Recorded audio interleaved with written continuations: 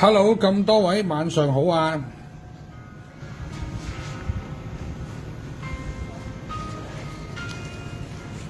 等我變一變身先嚇，唔係，變身星期二同星期六嘅。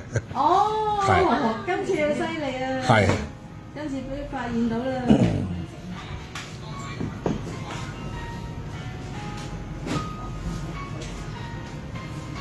咁我哋稍等一陣，轉頭我哋開始啦，好快嚇。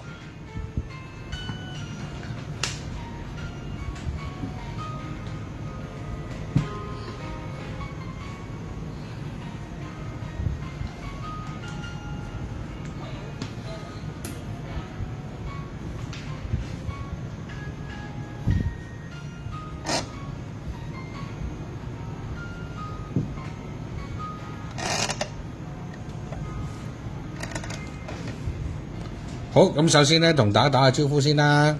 玲玲你好，廖生、廖太，晚上你哋好啊！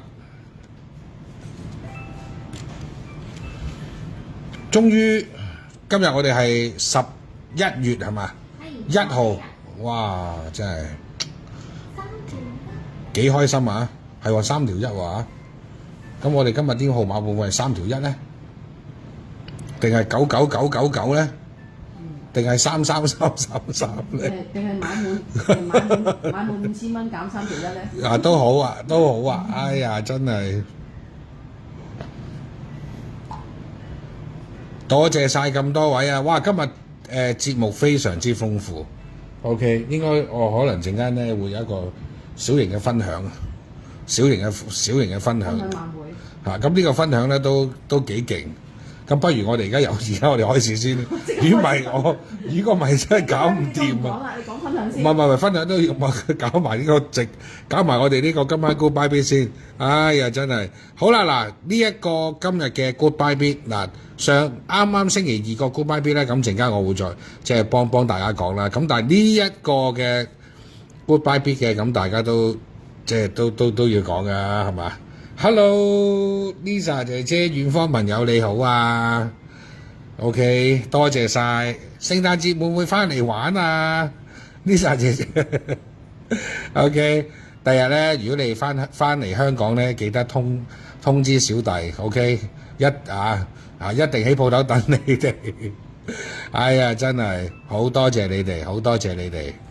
好啦，嗱咁啊，首先咧歡迎你哋今日收看星期6晚 OK 浩福翡翠一達人晚上嘅直播。多謝晒你哋 ，OK， 好啦嗱，咁今日咧先我哋講我哋今日嘅 Goodbye Beat 啦，嗱，咁大家都知道每一次嘅 Goodbye Beat 好點講啊，又刺激啊，又好玩，好多你哋嗱當然啦，如果你話你哋可以留到晚上11點幾嘅，咁梗係固然之好啦。咁有啲咧就未必即係因為第日會翻工，我都好明白呢個嘅咁啊。但係我哋做開咁，我都希望keep 住啦，好唔好啊？keep 住啦 ，Andy 哥哥你好啊，多謝你啊，即係都 keep 住呢個感覺啦。咁啊我希望每一次嘅 Goodbye Beat 咧都係又平又靚又正嘅嚇，真係平靚正，唔係講笑，係真的平靚正。OK， 咁其實買翡翠就唔係講平靚正嘅，係嘛？咁但係咧就都想等大家玩下啲好嘅嘢啦，優質嘅用優質嘅貨嚟性價比去玩。咁同埋咧嗱，呢度我講多少少，我哋開始啦。我發覺咧真係㗎，我發覺而家你哋好叻，即係好叻，咩叻咧？記性叻，記性非常之叻啊！哦，嗰個平台今日講幾多錢？呢個平台今日講幾多錢？唉，我真係 Oh my God， 真係唔使上片嘅啊！今日哇唔係喎，琴日唔係講呢個價嘅喎，今日又講呢個價咁，即係搞到我哋都亂埋。本身都唔係亂嘅，而家都搞埋亂埋。唔係啊，我又咁講啦，咁多位咁有時咧，譬如話我哋收到某啲貨品某啲貨品，咁你哋其實知㗎。嗱，好似譬如你哋收到嘅貨品啦，咁有時，咦係喎，今日可能譬如嗰個係600蚊，即係舉個例當一個吊墜咁計數啊！可能今日你哋可能買嘅係488，咁啊梗係平咗少少啦，係嘛？咁梗係多人買啦。好啦，當你翻嚟2件一拍，即係好容易睇㗎因為有時我哋唔想話因為我哋睇嗰個貨品啊，唔係睇淨係講個顏色啊，淨係講個乜嘢唔係㗎，係真係睇嗰個貨品。OK， 好啦，咁嗱，另外一樣係要匯報俾你聽嘅話咧，就我知道我哋有兩個平台啦，浩新加埋 OK 灣仔係嘛？咁啊，琴日有少少嘅故障啊，各方面都同你哋講聲嘅。咁但係嗱，其他多餘嘅嘢、複雜嘅嘢唔幫你哋講，但係我只可以講就話平時可能會有條 link send 俾你嘅喎，可能Eva 陣間而家 send 緊條 link 俾你哋，咁可能你哋會篤有條 link 好容易，咁平時係咁喎，但係有時點解話點解收唔到咧？咁或者可能你睇完條 link 之後又篤唔到入嚟咧？其實我都聽好多嘅客人會有咁嘅反應。咁但係都係嗰句啦，真係直播大家都知道我哋嗰個時間同埋嗰個時段啦，係今日我哋係遲少少咁但係我哋基本係8點15分開始嘅 ，OK， 萬一你哋真係收唔到我哋嘅 link 或者我哋俾條 link 你哋篤唔到唔緊要，都係嗰句麻煩，咁你哋打入我哋每一日嘅平台，譬如例如今日我哋係豪福翡翠一達人咁咪即係你哋玩開知嘅，唔使我諗你哋仲叻過我噶啦 ，OK？ 喺嗰個即係嗰個放大鏡嗰度，咁啊 search 呢一個一篤入去，咁啊已經睇到噶啦，係嘛？咁所以咧，即係因為近期啱啱我哋呢兩個平台咧會有少少嘅問題，變咗有啲係 send 唔到俾你哋，咁所以萬一我哋就算我哋一達人都好。即係而家我哋冇嘢啦但萬一你哋譬如話睇唔到點解Eva？ 因為平時我哋有聲嘅咁但係我哋 send 咗，或者你哋係收唔到，亦唔出奇。收到可能打開唔到，唔緊要，自己麻煩登入翻，咁就 OK 㗎啦總唔知時間各方面係冇變過嘅，除非你都知道我哋打風10號風球都係咁照開㗎 OK， 直播照開仲好。大家就停冇得要 ，OK 咁我先講呢度先啦OK， 好啦咁今日我哋嘅 Goodbye Bit 咧精彩啦呢個蛋面係嘛，精彩到非常咁好啦都係講嗰句啦，咦近期咁多蛋面又出翻嚟文哥係嘛？之前又話又唔出，又話出。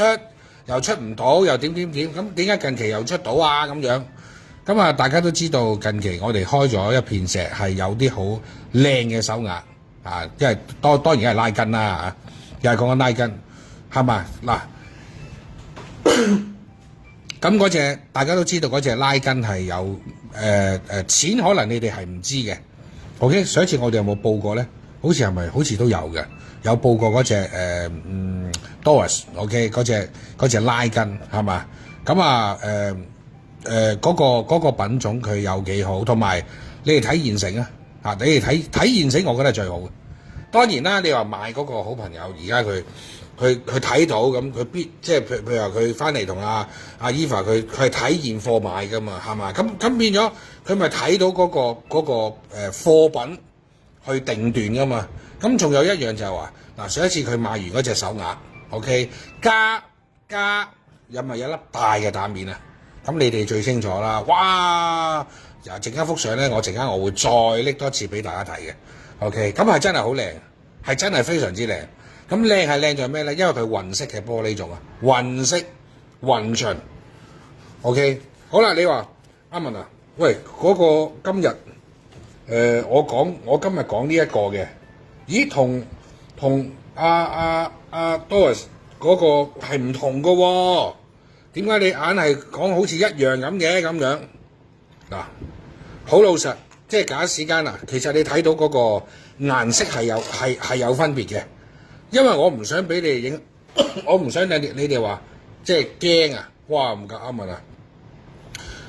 嗰粒Doris 嗰隻手鐲同埋嗰粒蛋面好靚嘅喎個色，係嘛？咁而家呢個我而家唔好話似啊，因為我哋再做落去嘅時候咧，佢個色，因為拉筋咩叫拉筋啊？拉筋即係意思，我哋攞最靚嘅位置，嗰隻手鐲一定係最靚嘅。咁好啦，咁有時我哋講拉筋，我哋都有底噶嘛。拉筋我哋都有底嘅件啊、底嘅手鐲啊，或者底嘅蛋啊，或者底嘅珠鏈啊，亦唔出奇。即係等於我哋成日之前我哋講星石咁，唔通我而家同你講星石以前買開百幾200萬一隻啊，而家10零20萬，咁嗰啲位唔靚咯喎，咁嗰啲位唔通掉咗佢咯喎？抌咗佢咯，唔係噶嘛，係嘛？咁我哋會有分每一個價格。嗱，一個例子好簡單啫嘛，啱啱早上個月係咪剛剛有2粒紫色蛋面，係咪？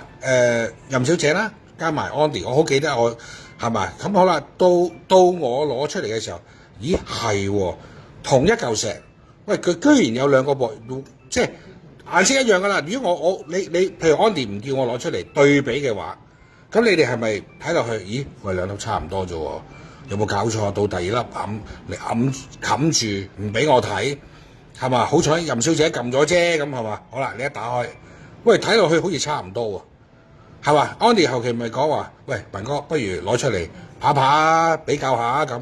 當2粒一比較嘅時候，咁係咪會有嗰個分別？咁但係當然啦，嗰個深淺顏色梗係有分別啦，即係等於我今日呢一粒。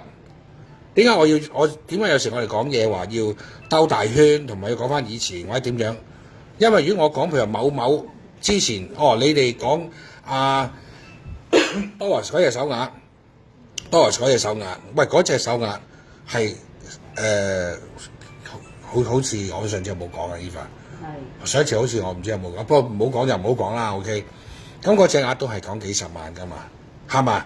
咁嗰粒蛋面都10幾萬噶嘛，啱唔啱啊？咁你而家有冇搞錯啊？阿文，喂Doris 嗰粒嗰個蛋面，因為嗱陣間我會俾個顏色你哋相對嘅。咁你話阿文，如果你唔講最靚嗰粒蛋，如果我淨係講呢粒，我亦都唔錯噶噃。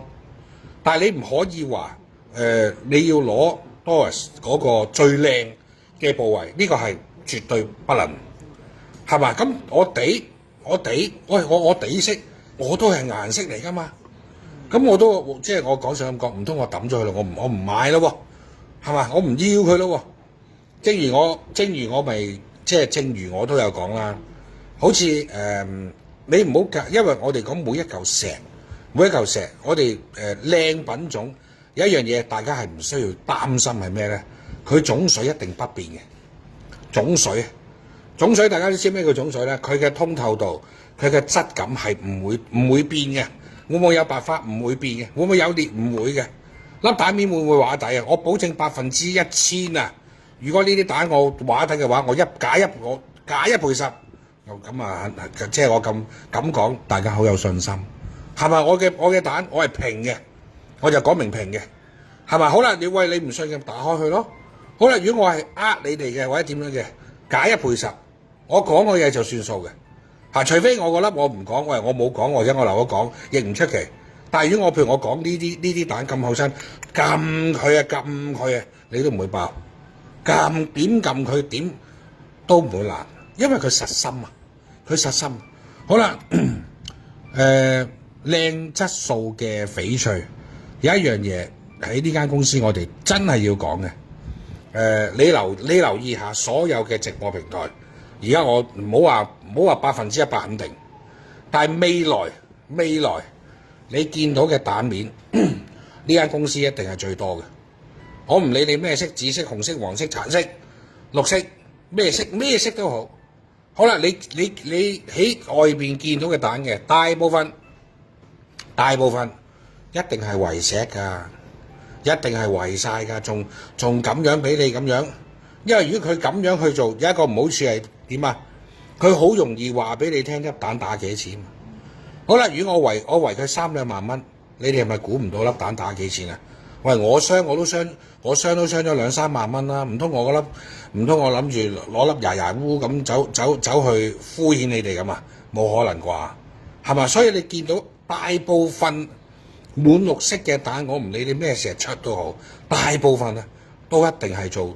一定第一定要做吊墜，第二100%一定係圍石嘅。所以你見到喺香港嘅市場，佢唔係好興咁樣去做。但係我哋點解我哋要咁做咧？係嘛？有時我哋話喂，下下我圍石，我自己都唔掂啦，係嘛？我俾金工咪好大鑊，係咪？一粒圍石25000蚊，10粒你同我睇下幾多錢？好啦，假使間如果我呢件貨 hold 住，棘住喺度，喐唔到，喂，咁嗰啲係本嚟嘅噃，係嘛？雖然係你話喂金工每一日都係升，咁但係無謂咁做嘛。咁我嘅如果你哋肯聽我嘅信息，或者聽我而家嘅直播，係俾啲咩信息嘅正確資訊俾大家咧？版面不論香港或者國內平台，國內嘅平台，你第一佢唔會單頭嘅，因為而家你哋最好啊！而家你哋最好就係話，我商都係講，頂晒佬咪10000蚊，阿文商10000蚊，同埋佢金重，我當你10000啦，8000咧咁，你係咪好容易打到我粒蛋？而家打幾錢咧？係咪？佢唔係未曾達到阿 Doris 最靚嘅部位，因為如果你睇，譬如話，如果你有一粒最靚嗰粒對比嘅話咧，呢個你一定睇得到。但係如果你冇去比較個 Doris 最靚嗰粒嘅話，你唔會知道，喂係喎，呢個佢係達到係咩位置咧？但係如果你睇得到嘅話，如果你哋係知道你哋咁，當然你哋未必係好似我咁熟，因為我係製造者嘛，係嘛？咁可能所以你哋譬如話有某啲貨品咧，你哋可以 cap 圖嘅。咁加上就係話，我最主要我係想傳達啲咩信息俾大家咧，咁樣高質嘅貨，大家你永遠記住我幾個 terms 嘅啫。第一，如果佢有手壓，咪考慮手壓咯。OK， 好啦。我哋嘅貨型同其他嘅貨型有咩分別啊？做啲滿綠色嘅翡翠，知唔知最靚最求其？如果你講得到啱嘅話，我都當你係最一二三位啊。不如講1、2、3位係做啲咩貨型嘅？第一，譬如我而家有呢啲石有手鐲，我係做啲咩貨型嘅？第一個貨型係做咩嘅咧？第二嘅貨型係做咩嘅咧？第三個貨型係做咩嘅咧？你哋可唔可以好清晰去排列？好清晰地排列3個貨型，我哋公司係必定會做嘅。除非個料唔夠啊！除非個料唔夠，即係我哋而家譬如開咗片石，開咗啱啱有啦，拉筋好唔拉筋好？有手鐲出咗之後，咁嗰片石嘅其餘位置做啲咩咧？大家可唔可以列出三樣嘢啊？即係我當你當然頭嗰個好緊要嘅，頭好緊要。咁第二又做啲咩嘅咧？第三又做啲咩嘅咧？睇你哋。咁當然有時我哋講每一嚿石咧，咁多位都要睇下佢個水分嘅，咁都要睇下佢個總水嘅。咁如果佢個總水唔夠，唔通我做打面咩？係咪俾人鬧死？佢個水分都唔夠，咁佢點做打面啊？啱唔啱啊？冇人做打面嘅，咪做花件咯。咁多位係咪？所以第一位一定係唔會做，第一位一定係咪花件嘅？咁第一位係咩咧？5嗱，咁啊睇你哋攞唔攞禮品啦。5、4、3、2、1，有冇人話到俾我聽第一位係乜嘢？如果估晒3樣，可能未必會個會咁準確。第一個係我哋行家必定去做嘅 ，OK， 必定去做嘅係咩咧？平安扣蛋、平安扣花件。仲有冇其他？仲有冇其他？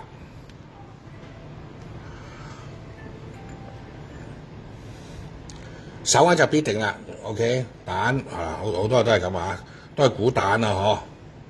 因為點解要你哋估咧？點解要你估同埋去聽呢啲信息咧？呢個就係我哋咁多十年，我跟老闆做呢啲所謂嘅靚石得出嚟嘅結果。OK， 好，咁首先多謝你哋每一位嘅回應，你哋所有嘅回應都有份獎品。恭喜咁多位，恭喜晒咁多位。嗱，咁不如我講啦，好唔好啊？如果佢真係有嚿石，真係開到石，我哋行家係做咩咧？第一，一定除咗手鈪，手鈪一定排第一啦，唔使講啦嚇。咁手鈪之後嘅石角做咩咧？好啦，我講我老闆佢嘅 partner， 即係唔好講邊位啊，總之劉先生最簡單。我喺佢哋兩個身上學到乜嘢？學識做珠鏈咯，學識做一條珠鏈咯，靚珠。因為點解我叫你咁樣去排列咧？其實係有道理嘅。當第日有機會有啲靚珠，你都知道佢點打價，係嘛？因為陣間我會講嘅，好啦，嗱，譬如我排一條靚珠，排一條靚，譬如話佢有，即係我講有料計數啊，係咪會做珠鏈啊？一條珠鏈，即係我當講笑咁講啊，我當講笑，我要買貴啲。一條珠鏈我賣50萬，我揾一個客人，啱唔啱啊？大家你明唔明我講咩啊？你賣粒蛋賣得幾多錢啫？1萬幾千蚊，有排賣到翻山都未翻本。喂，我買一條珠鏈，舉個例，50、100、150、200，個數係咪會上？咁呢個就係第一，我哋講做靚石，一定唔使問阿貴啊，一定係做蛋啊。所以你見到點解我成日話，譬如 Eva 佢介紹某一啲蛋有啲珠鏈俾你，好似今日阿 Eva 佢問我，佢話即係陣間我會分享嘅，陣間我都會分享嘅。點解啲珠鏈咁貴？點解而家啲珠鏈嗱？陣間我又咁講，我又咁講咯，即係好簡單啫嘛。靚石，香港有幾多人做靚石？國內平台有幾多人做靚石？數埋我哋知㗎嘛。一個交易會，而家啲靚石貴定係以前啊？而家係仲貴。我都講，不過啲即係題外話啦咁。第一係咪做珠鏈啊 ？OK， 咁啊珠鏈之後係做咩啊？珠鏈之後就係做蛋面啦。珠鏈之後啊，好啦，咁蛋面之後又做啲乜嘢啊？2個字，大家記住咯。光身嘅吊墜，何來做光身嘅吊墜啊？3個貨型，大家必定會睇到嘅。第一葫蘆，啱唔啱？葫蘆啊，葫蘆佢係咪可以買價？葫蘆啊，第一葫蘆，第二平安扣，啱唔啱啊？平安扣，第三光身嘅，仲有啲乜嘢？仲有光身。之後咪做啲花件咯、雕刻咯、荷蘭豆啊、如意啊，嗰啲係再後噶啦。所以你見到我哋翡翠行業，佢有冇啲古靈精怪嘅嘢？冇，一係就光身，2個字好容易解答到大家嘅光身，呢啲叫光身。好啦，出得光身嘅翡翠，即係我哋講，一定首先你要知道個種一定要必靚。係嘛？你唔揀玻璃種都好，你都起碼揀冰種或者老廠，因為佢靚啊。第二，我哋要揀咩啊？滿色。點解而家啲滿色咁貴？上場我咪同大家講嘅，點解佢啲蛋面咁貴？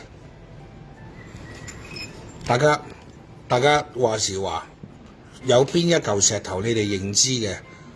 以前到而家，或者而家你哋見到嘅喺市場上最多係紫色，啱唔啱？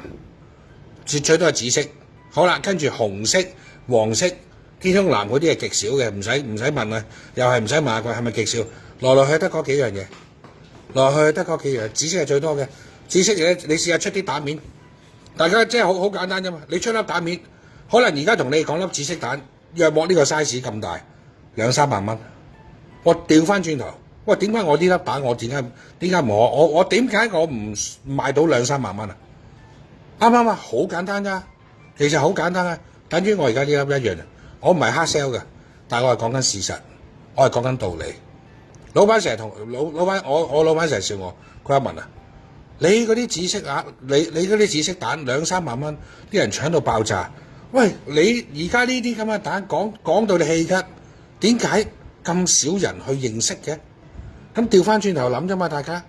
好啦，我今日講完之後，你哋喺市場又去揾，咦係喎，一粒光身有咁嘅 size 卜卜醬嘅蛋，而家我就講呢個 size 係最基本。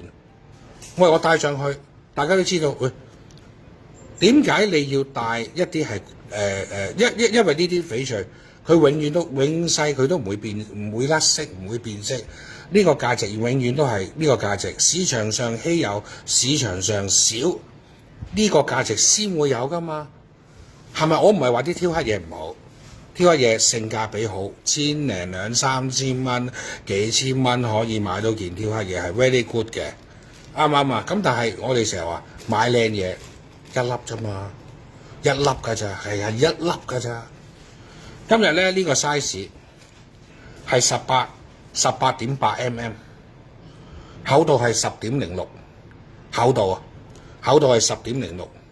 呢個係我哋早上個月尾啦 ，OK 多2-3個禮拜之前就有一隻手鐲，再加嗰粒靚嘅蛋面。Eva 有冇相片啊？係等緊。我叫 Eva 攞翻嗰個，起碼你哋知道哦。但係如果你唔睇佢嗰一套，我呢粒蛋都無敵，因為全香港嘅金行由即係講60年代到而家都係買緊呢個顏色，真㗎！你哋去睇下一啲我哋講高尚高檔有質素嘅金行，一粒蛋佢而家同你講10幾萬，你永遠估值唔到啊！你估值唔到佢個價。嗱，呢個就係我哋講靚嘅位置，係嘛？一步到位，搞掂㗎啦，係嘛？咁我冇理由話喂呢一個同嗰粒蛋，而家我介紹嗰個一模一樣，冇可能啦，咁多位啱唔啱啊？粒體又大到無敵，呢個色係同呢個係拍住㗎，但係你冇呢一 set 嘢，即係你冇呢一 set 嘢，好老實啊！我呢粒蛋今日都好靚嘅，係嘛？好啦，當你睇完之後，好啦，嗰個鏡，再睇翻而家我今日呢一粒，喂，我都唔錯啫。翡翠三大特點，第一，粒頭夠大，粒頭18.8 m， 粒頭夠大。第二，夠厚，零瑕疵，有瑕疵包換或者唔要都得。講明啊，我冇瑕疵嘅。OK， 第三，市場上而家我成日話滿顏色拉筋，佢個顏色一定係最靚。今日咧，暫時我講到呢一度，咁希望即係你又對今日，咦，我講嘅嘢又同之前又係另類，因為佢蛋面係咁嘅。蛋面咧，我就算你點講，同埋話因為你喺出邊你入唔到貨嘅，我知啊，係冇得入貨嘅，係入唔到貨嘅。由我懂翡翠，即係真係入行懂翡翠嘅時候，我已經係製造緊呢樣嘢，咁啊變咗咪同你可以講到。好，Eva 同你打個招呼咧。Hello，咁多位晚上好啊！今日就精彩啦，精彩到唔識點講。知點講？即係我驚講得粗魯得滯，成日想講句精彩到無倫啊！即係咁無論就唔係咩嘅，無論係激烈啲嘅啫，激烈啲嘅啫。我驚大家隻眼咧要一路睇一路捽眼，睇清楚，唔好走漏眼咯。玲玲鐘小姐你好，補翻先，頭先我記得呢個 Goodbye Bee 好重要啊，因為真係未試過用一咁靚嘅做 Goodbye Bee 一個靚嘅綠色吊嘴蛋啊！記住啊，11點半聽咗個價錢啫，就打去 WhatsApp 嗰度啦。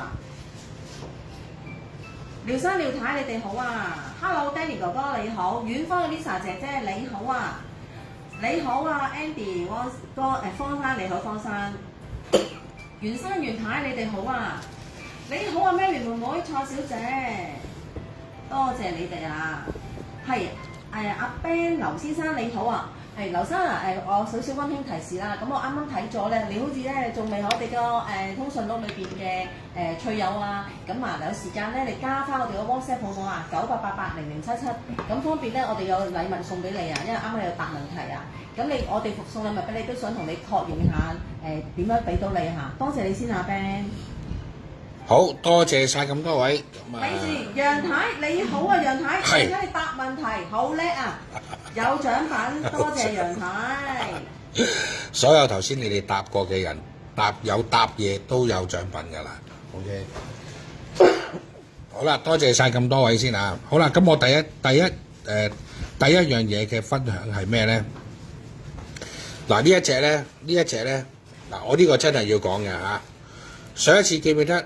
我冚住咗呢一隻，嗱睇下你哋記唔記得啦？咁我就同你哋講呢隻鴨係幾多錢？有冇印象啊？嗰陣時係講幾錢？28,000係咪？28,000蚊有冇錯到？冇錯啊嘛，28,000好啦。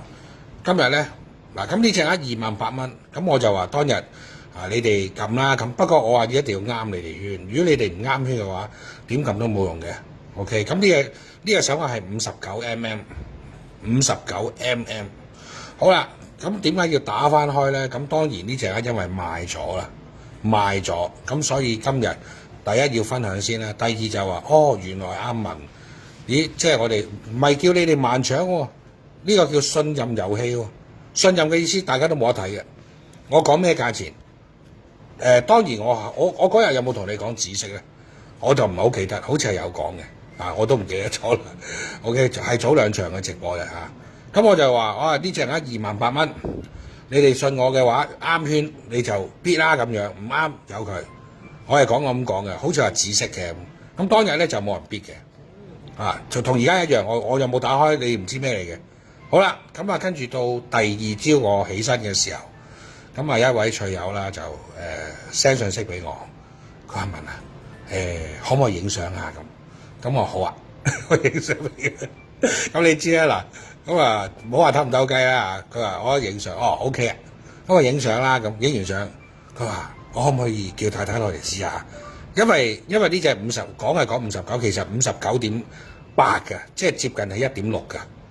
咁因為佢太太咧就係帶1.6嘅，咁呢個係事實。咁佢因為佢驚帶唔到，佢話我叫太太落嚟，我好啊，冇問題，歡迎。好啦，咁最後太太落咗嚟。咁梗係中意啦，係嘛？呢一個係咩嚟咧？嗱，我相信你哋未必個個會知道呢樣嘢。咁可能你會知道就話呢啲咪紫色咯，咁係嘛？呢個唔係紫色知唔知嘅問題。睇住啦，見到嘛咁多位 ？OK， 好啦嗱，因為我唔可以講得太勁。我唔可以講呢隻鴨太勁，因為好坦白，呢隻鴨我買得好平，呢隻鴨我講得好平，呢隻鴨如果正常咧，我照同大家講，如果呢隻鴨賣28,000，呢隻鴨喺市場或者喺其他，或者你再睇下，我有冇一隻紫色鴨有28,000蚊咁靚，有冇28,000蚊咁靚，有咁大，即係呢隻我只可以講話啱圈。當日梗係 OK 啦，咁唔啱圈冇得講。但係你話喂，我點解阿文你話點解呢個紙咁紅嘅？係咪？我哋唔知你哋知唔知咧？咩唔係話傳聞，但係呢個係真係煙紅紙煙點啊？即係煙火個煙紅，點解會有煙紅呢個字嘅？佢比紅色個顏色再耀眼，係嘛？但係佢唔係妖紙嗰隻妖，唔係嗰隻喎，煙紅紙。咁煙紅紙有啲咩咁特別咧？個顏色係會濃啲嘅，呢個係事實，係嘛？咁我正如我講啫嘛。喂，咁多位，如果呢隻鴨28,000蚊可以買嘅，咁如果你哋每人下一次我再揸住我呢個28,000蚊呢隻手鴨。所有包括埋我嘅直播平台，一隻鴨都買唔到，我夠膽講，係嘛？咁點解要冚住唔俾大家睇？係嘛？咁我梗係有我嘅道理啦，係嘛？咁但係當然你要信任，你要信任呢樣嘢啦。你要信任呢樣嘢，大家你玩開即係做開呢樣嘢，咁但係呢個你知我哋直播還直播，玩還玩啦咁樣，咁所以點解話我唔可以話講得佢好勁嚇，因為呢個價錢事實上公司係打得好低，打得低不特止，我仲要整多佢一下，係嘛？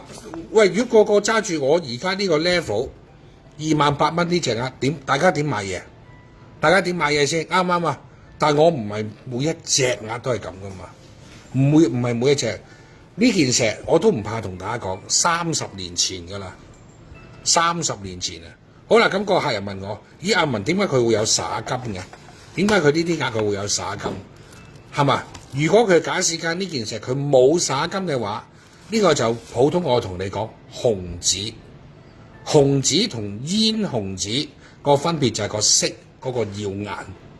所以今日即係我又好開心，就又係老友記啦，又係老友記，因為個圈口做差唔多1.6嘅朋友喺我哋呢個平台唔算好多，咁都有10個樓下都有嘅嚇。咁但係你其實你話點解有時個客人翻嚟睇咧係會有個信心大啲？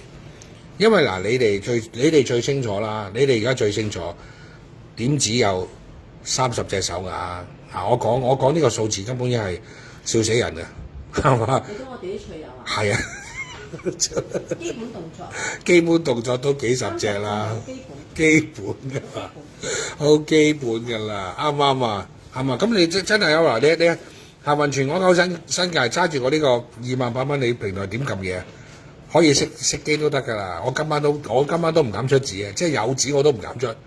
係嘛？咁呢個就係我哋點解話冚住呢個價錢，而家打翻開，而家呢個價值就喺晒度嘅，係嘛？咁你譬如聽完我哋咁多場直播，你哋了解晒我成日話點解我嘅翡翠係有個價，而將我嘅價你喺外邊再去比一比較嘅時候，你就知道，咦係28,000蚊確實係有性價比。最後依法輪到你首先。真係好多謝呢位好朋友咁多年嘅愛護啊！真係愛護我哋，愛護啊！真係愛護。係啊，多謝晒你啊！多謝馮生，恭喜馮太。多謝多謝晒馮生。OK， 恭喜馮太。OK， 咁啊，我呢個好朋友咧就唔使講啦，咁多隻手啊，同埋識佢嘅人知道。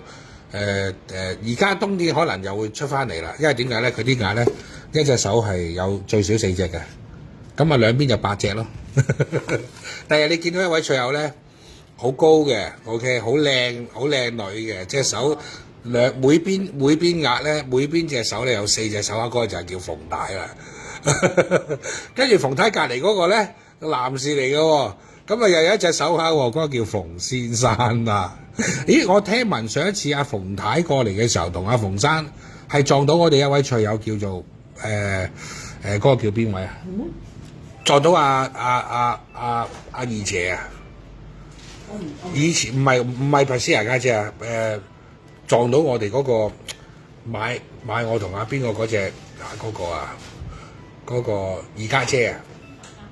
唔係，唔是家姐啊！哦，我唔喺度。你唔喺度啊？嗰日我聽聞係咪啊？星期日。同埋撞到阿家姐、大家姐，嗰個叫大家姐。嗱，你撞到嗰個叫大家姐，跟住佢隔離嗰個係佢個女嚟嘅。哦，係啊。嗰日啊，阿 Felix 啊 ，OK。嗱，我唔知道阿家姐嗰日帶啲咩手鐲啦。我就係而家講話，我俾100萬佢賺。嗰個家姐就係你嗰日見到佢嗰個叫吳氏家姐，我就係講呢個女士啦，所以嗱我即係噏得出嚟嘅，咁但係因為我哋以前嘅翠友咧就即係而家梗係少睇直播啦，佢哋係嘛，即係有時又佢哋會早瞓啊各方面啊咁樣，我就係講吳氏家姐就係講佢哋兩姊妹啦，一隻我俾100萬賺就係佢曾經有一隻手鐲。好啦，跟住第二樣嘅分享。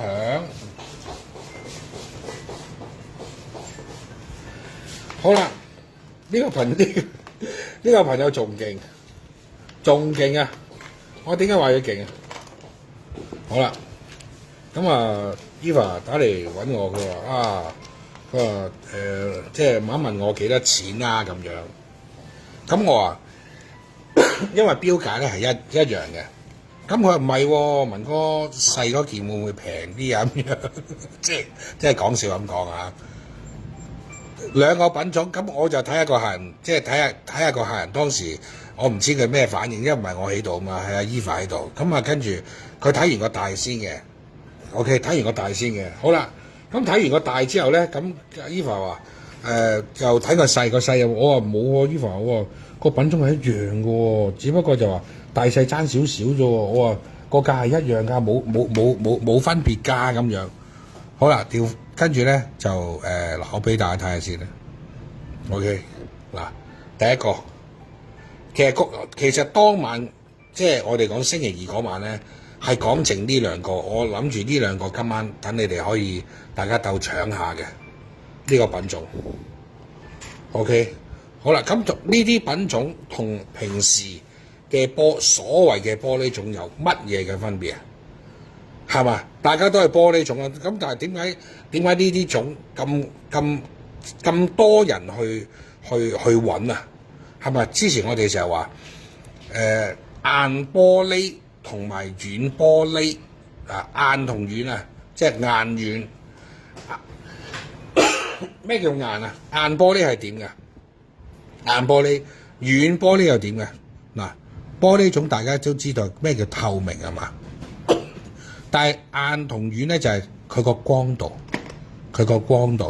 即係等於而家你話，喂，你見完啲有光度呢啲翡翠咧，同而家嘅玻璃種，你有冇發覺而家嘅玻璃種咧，佢冇咗嗰種靈光嘅感覺。好啦，當佢一有靈光，哇，咁嗰個錢就飛天嘅，就好貴嘅。呢個係事實，呢個唔係我想賣得貴，係本身我哋投翻嚟嗰嚿石都係貴，但係冇咗呢啲品種咧。以前呢啲品種我照同大家講啊。好啦，不如咁講啦，講而家啦，好唔好啊？而家嘅品種第一，我又唔可以講得太勁，因為而家譬如我一講到話呢件嘢幾透明啊，你哋睇到噶嘛。咁日後如果我再有玻璃種嘅話，咁大家你咪會揾翻呢啲我哋成日講起強啊，呢啲邊你睇到嘅，呢啲叫強啊，即係銀光啊，銀透光啊。好啦，如果你個個揾呢啲大鑊，呢啲即係我成日話硬玻璃種係以前先有嘅。好啦，而家你話呢個，如果譬如話起其他公司，我唔理你幾多錢先啦，起碼你再揾呢類嘅貨別，成日話你好多行家攞呢啲貨出嚟，兩樣嘢佢會問你，喂，係咪老貨嚟嘅？哦，係，老貨 ，OK， 你會買到筍嘢，即係等於今日呢個朋友都係，你會買到筍嘢。今日如果有係必嘅，你哋會買到筍嘢。好啦，如果假時間係而家去做呢件貨品嘅話咧，一啲都唔筍。而家呢件嘢我同你哋講都唔怕，打5雞冇得少，一個賓都冇得少。我點解話淨係講呢件貨打5萬蚊啊？你留意下我1-2萬蚊嘅玻璃種有邊一件透過佢？大家我好老實嘅，我係冇，暫時未見到，係咪？好啦，你見到嗰件貨靚過佢喎，嗰支荷蘭豆我有個朋友而家不過就買咗啦支荷蘭豆，嗰支荷蘭豆我其實未出鏡嘅，但係嗰支荷蘭豆打10幾萬一對嘅。嗰日咧就我記得有位好朋友啦，咁後期翻嚟其實睇唔覺意睇到嗰個盒度有一對耳環，睇完之後咧念念不忘，係念念不忘嗰個種就有呢一個啦，但係個價錢係相差10倍喎，嗰個要10幾萬，呢個幾多錢啊？大家心中有數，係嘛？咁好啦，呢個朋友咧就咁嗱呢一件啦咁。好啦，第一件佢係大件喎，到第二件呢件咧就細少少喎，睇到喎，嗱，後期呢個朋友咧就兩件賣，兩件一齊賣。我點解話佢聰明咧？係咪？好啦，佢又唔買件大，但係佢又唔放棄件細喎。因為點解咧？嗱，我又唔講點解啦，不如你話俾我聽，點解佢唔放件細啊？咁我咪兩件貨，我大家如果譬如話如果我出直播，如果我出咗呢件先賣咗，呢件會唔會有人買？咁都有嘅，因為大件啲噶嘛，係嘛？唔會唔抵，起碼我夠大先。好啦，如果我出呢件出咗呢件貨，你覺得會有人必啊？必硬啦，必硬啦！呢件再透明啲，翡翠就係咁噶啦，翡翠就係咁噶。係喎 Eva 即係話時話，即係嗱呢個係我自己諗啫。咁其實佢係咪好？其實佢點解會買兩件嘅？因為我因為你啊，我冇直接啊。不如你講啊，不如你講，我真係唔知嘅，我真係唔知。其實我都係個天使嚟嘅。係。咁我覺得咧，我覺得唔好拆散佢咯。OK，咁啊係，咁啊係。你明明係即係同一件料喺個隔離位，咁你少咗一個另外一半，幾咁唔開心，幾咁孤單咧？係。幾好啊，成雙成對。成雙成對。又整整咁樣，同埋咧又可以嗱，因為寓意好好啦，男女都戴得啦。係冇錯冇錯。年紀咩年紀都戴得啦，後生仔冇錯後生女都戴得啦，所以我覺得冇理由拆散佢嘅。咁啊好多謝呢位朋友啦，多謝呢位哥哥啦，好信任我啦，咁就二話不說，果斷地決定一對嗯。嗱，即係呢個咧就係 Eva 嘅，即係講俾大家聽嗰個當時嘅情況啦。咁其實係啱嘅。咁又係冇，即係你可以買一件都得嘅，係咪先？咁但係，喂咁難得嘅一對，咁呢個又係講嗰句説話啦。咁好啦，如果你兩者，喂呢件細嘅嗰種，你睇下幾犀利嗱？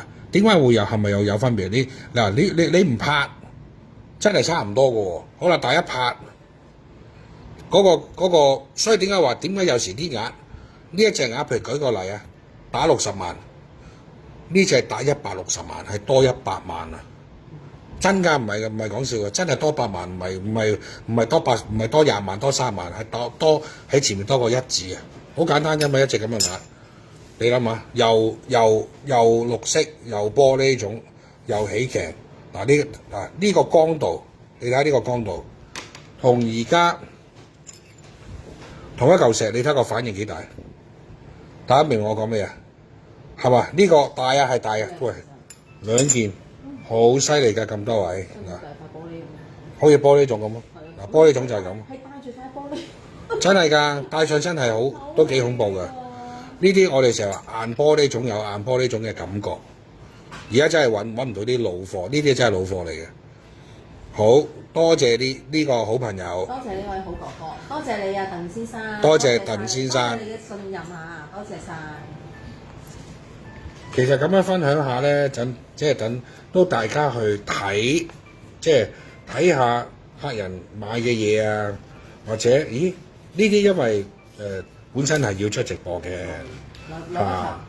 來不及到直播，我哋就都要俾你分享翻，俾大家睇翻啦。其實我哋有呢啲貨嘅喎，等你哋知道，咁啊知多啲嘢嘛，係咪？或者下一次係出到嘅。喺直播度嘅，起碼你知道佢呢個嘅價值喺邊度咯。油咳，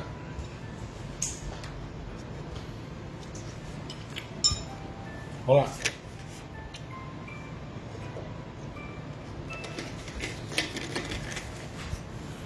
跟住到呢一個啦。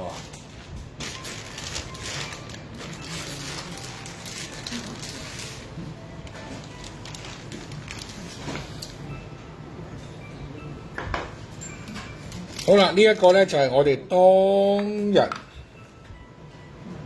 上次嘅 Goodbye Beat 係啦，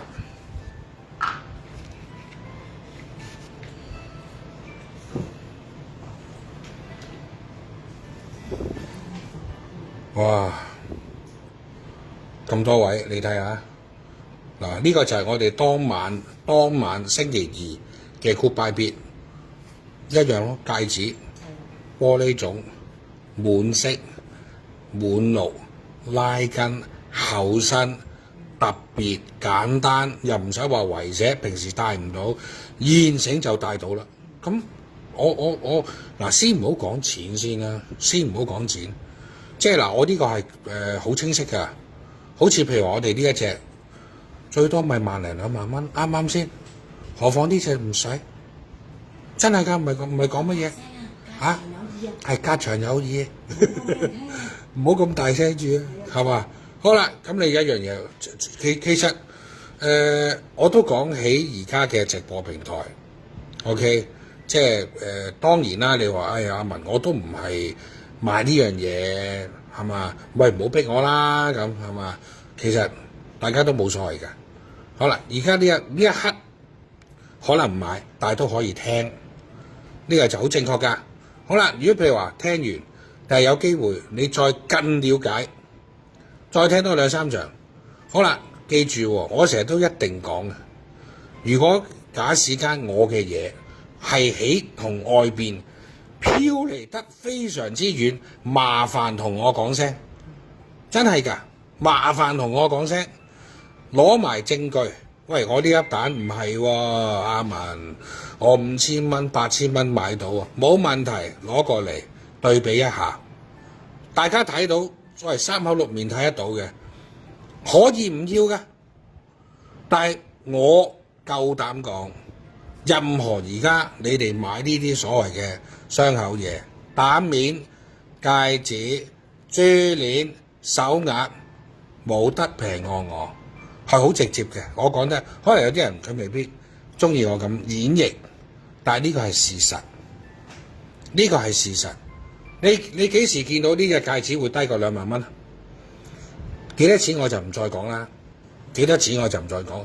而家買任何嘅嘢咧，咁多位點解呢間公司，即係呢間公司啦，唔一定係一大呢間公司點解咁多人可以喺度消費咧，或者喺度買嘢，或者首先咧都係講一句，首先多謝你哋每一位嘅信任。因為冇你嘅信任，冇可能做到，幾平都冇用，除非唔使錢，啱唔啱啊？咁但係我哋要有一個承擔啊！點解我哋嘅承擔？當我講到乒乒乓乓，原來你出邊有得賣嘅，咁就唔值錢啦！咁多位係嘛？我保證呢樣你要揾冇問題，除非隔離平台睇住我哋打夾硬，但係你一隻半隻夾硬冇用，你唔可以全部咁多位，講真嘅，一隻半隻夾硬係可以嘅，但係你唔可以話晚晚咁樣去賣貨，執笠都似啊！真㗎，執笠都似啊，係嘛？所以你留意下，即係我今晚我講第一個性價比先啦，第二我講翻呢個戒指，卜身鮮陽嘅翠綠，好平均㗎，翡翠咧，即係我哋成日講一樣嘢。買翡翠，無論你去到邊一度，天然光係好緊要。我上次我同你哋演繹呢個戒指，任何啊，見唔見到啊？我冇校燈嘅，我冇校燈嘅，任何就係咁咯，全玻璃彈全透喎，係嘛？全透。咁呢個戒指幾多錢啊？所以話點解有時即係好似你哋啦咁精明，其實真係精明消費者嘅，我只可以講精明消費者。咁好啦，如果譬如話你買完呢一隻，會唔會第日再買啊？除非唔同顏色咯。咁呢啲咪可以儲啊！我今日儲呢隻綠色。第日有一隻再深色，一隻咧再好種啲，一隻儲紫色，一隻儲黃色組。咁呢個咪就唔買翡翠又唔翡翠唔一定話我要去到天價，我要去到好高，唔需要㗎。呢個價錢有呢個價錢嘅好玩。咁起碼我而家呢一個好清晰嘅3萬蚊以內，你唔夠佢拍3萬蚊以內。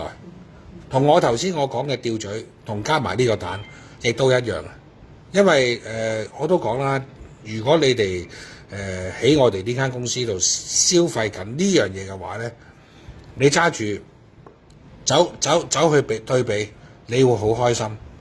呢個係肯定嘅。好啦，嗱咁啊，首先呢隻先啦，Eva。冇錯，恭喜呢個得獎者，恭喜呢喺呢個好危險啊，要好快啊嗰日。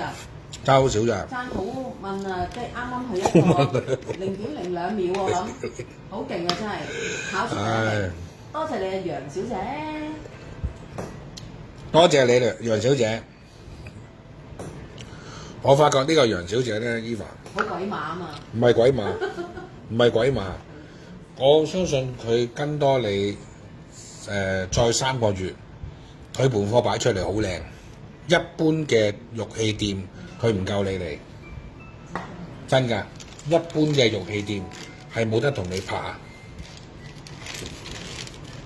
因為我近期我見你即係喺 Eva 啊 ，OK 由初初嘅玩，跟住到就算而家你玩啲而家玩啲係好普通，你哋真係去撳嗰啲嘅，都係識玩啲係好特別嘅貨型。呢個係好得意嘅。好啦，嗱咁上一次咧，嗱呢一隻咧，我成日話細圈，得一隻，成手貨係得一隻細圈。嗱，咁我又想問下大家啦，一樣啫嘛，好似呢隻鴨，你哋平時講緊嘅係8900蚊，啱唔啱？大部分都知道嘅喎，但係我話呢一個部位係有一個部位係靚啲嘅，唔係8900。咁呢隻大概係幾多錢啊？嗱，我照講 ，OK， 因為係必過嘅，嗱邊個我就唔講啦。嗱，睇住啦。大家有冇錯？咁唔通我而家同你講呢隻係8900蚊啊？咁你哋近期買嗰啲8900蚊咪好貴？咁8900蚊同呢一隻16000蚊有咩分別啊？double顏色啊，係 double顏色啊，記唔記得啊？double顏色啊！好啦，如果以我記得，喺而家我哋嘅直播平台有幾多隻呢啲咧？18